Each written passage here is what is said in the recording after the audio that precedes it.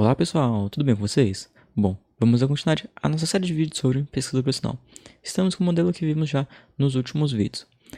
Nós já adicionamos, retiramos cidades e fábricas, só que o nosso modelo está extremamente manual, está tudo manual aqui, não existe nada que está automatizando nosso modelo.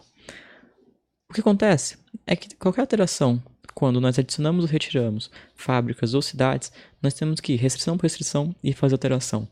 O que acontece é que você pode acabar esquecendo uma restrição, ou seja, pulando uma restrição que você precisa alterar, você pode alterar algo que você nem precisava, e você pode também acabar digitando algo errado nesse tanto de restrições que você está alterando.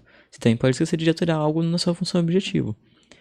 Imagine também se você tivesse 10 fábricas e 10 cidades. Você faria tudo isso manualmente? Bom, você até pode fazer tudo isso manualmente, mas é nada prático. E existem maneiras melhores de se fazer isso. O Lingo tem a linguagem dele e que você pode utilizar para facilitar essa atividade de modelagem. Então, como que funciona aqui no Lingo? Vamos aqui observar primeiro o nosso problema, o nosso modelo. O nosso modelo, o problema dele é simples. Independente do número de fábricas ou cidades, o que acontece? Eu tenho as fábricas e tenho as cidades. Primeiro ponto. Independente do número.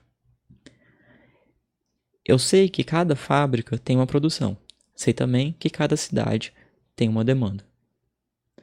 Existem arcos entre as fábricas e as cidades. Dentro desse arco, existe um custo de transporte. Minha função objetivo é justamente reduzir o custo de transporte. E o que é o meu custo de transporte? É simplesmente a multiplicação entre o custo do arco vezes quanto eu carrego nesse arco. Observe até agora que o que eu falei, eu não disse que é um exemplo para duas cidades, para 3 cidades, para 4 cidades. Eu não falei que é um exemplo de 2 fábricas, de 3 fábricas ou de 4 fábricas. Estou falando o problema como ele é. E eu também tenho umas regras. Eu tenho a regra que eu determino qual é a produção máxima das minhas fábricas, ou seja, o envio máximo das minhas fábricas, como que eu determino? O envio máximo das minhas fábricas é dado pela somatória que as cidades recebem daquela fábrica. Então, a somatória do que todas as cidades recebem naquela fábrica deve ser menor ou igual à produção da fábrica. Ou seja, o que todas as cidades recebem de uma única fábrica, por exemplo, da fábrica 1, tem que ser menor ou igual da produção dessa fábrica, da fábrica 1. Se for uma fábrica ou 10 fábricas, continua sendo a mesma coisa. E o nosso segundo grupo de restrição é em relação às cidades. O que essa cidade, o que cada cidade recebe de todas as fábricas tem que ser maior ou igual a 40 mil. Observe que foi isso que nós fizemos aqui, só que aqui está manual. E o Lingo permite que você coloque essas restrições que eu acabei de informar. E como que você coloca? Nesse vídeo nós vamos ver a estrutura. A prática nós vamos ver no próximo vídeo. Mas é importante assistir esse vídeo para você entender como que funciona a estruturação dos dados. Então a primeira coisa que você vai informar aqui no Lingo são seus sets. Para informar os sets, você vai escrever sets, 2 pontos, e aqui dentro você vai colocar seus sets. Você vai colocar eles e no final você vai dar end sets. Quando você faz isso, o Lingo vai interpretar e vai saber que seus sets estão aqui entre essas duas informações, entre os sets, 2 pontos, e o end sets. O que são os sets? Sets são os índices. Quais são os índices que nós temos aqui no nosso modelo? Nós temos as fábricas e nós temos as cidades. Só que além das fábricas e das cidades, nós temos outra coisa. O que é essa outra coisa? É justamente a junção da fábrica com a cidade. São os meus arcos. Então aqui eu tenho 3 sets. O primeiro, não necessariamente precisa ser nessa ordem, você pode colocar na ordem que você quiser, mas são 3. Quais são? As fábricas, as cidades e os arcos. Os arcos é simplesmente uma matriz entre suas fábricas e suas cidades. Fica bem claro que isso daqui é uma matriz lá nos vídeos do Excel, porque lá no Excel nós colocamos essas informações exatamente numa matriz. Se não assistiu, eu vou deixar aqui o card do vídeo do Excel para você ver melhor como que funciona. Então aqui nós colocamos nossos sets. Embaixo nós colocamos nossa data. Data, 2 pontos, e da mesma forma nós encerramos. Então end, data. Data. O que é a data? A data são os números. São os nossos parâmetros, são nossas informações. Quais são as nossas informações, nossos parâmetros aqui nesse modelo? São os 50.000, que é a produção das fábricas.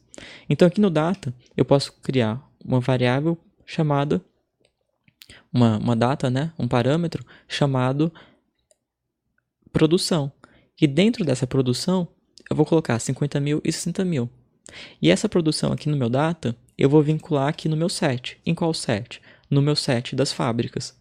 Então o Lingo vai entender que eu tenho um set que se chama fábricas e que dentro desse set eu tenho uma data que se chama produção.